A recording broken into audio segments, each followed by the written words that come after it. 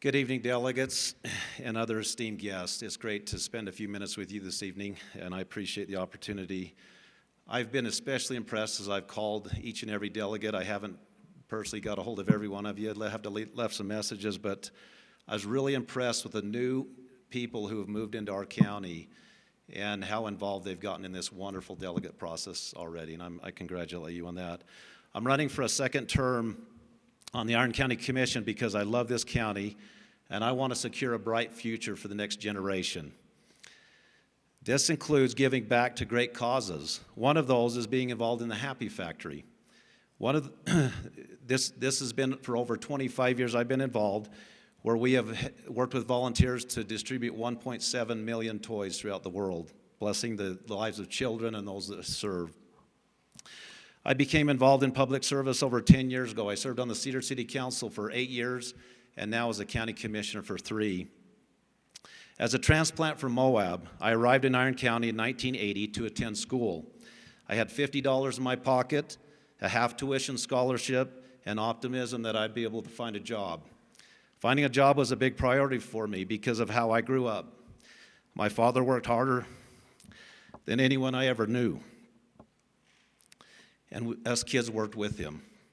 Dad was a civil engineer, surveyor, and excavator. At age 8, I was expected to help on excavation projects by driving the old fuel truck.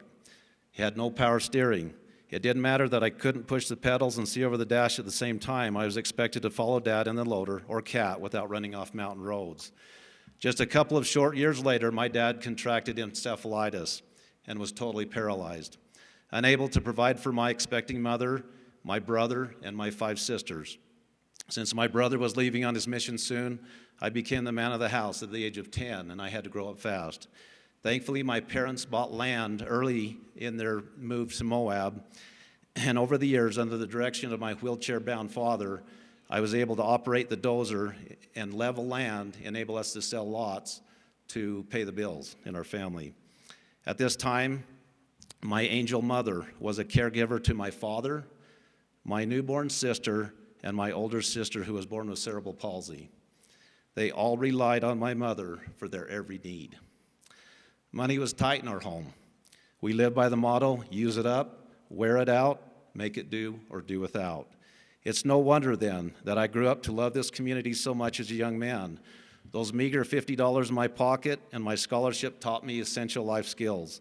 I learned a trade. I found employment at a local mill.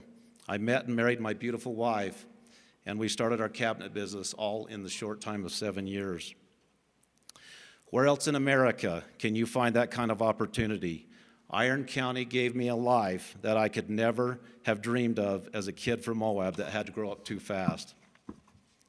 For those of you who have overcome hardship to lead productive lives, 2020 was a horrific reminder of the harm bad government can do to people on the edge of poverty.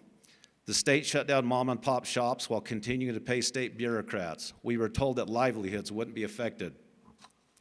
Within days of one of the mandates, I received a call from a woman in tears because the mandate around Christmas time had cost her $30,000 in business cancellations, and she didn't know how she was going to pay her bills. Another resident ran a home-based daycare and was fined by the state because she wouldn't force 3-year-olds to wear masks in her own home. Families went weeks or months without pay because their businesses weren't deemed essential. But let me tell you something, in Iron County, all workers are essential. No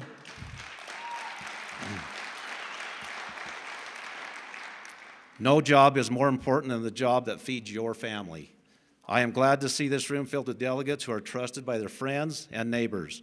As county commissioners, we rely on you to get involved so we can push back against government overreach and ensure Iron County is a place where the Bill of Rights actually means something.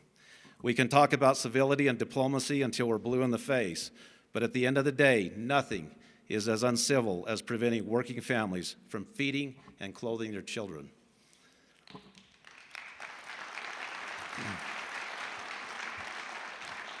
That is why, because of neighbors like you, we got involved when the widow down the street received a cease and desist letter because a bureaucrat didn't think she should be allowed to sell milk or vegetables without a permission slip.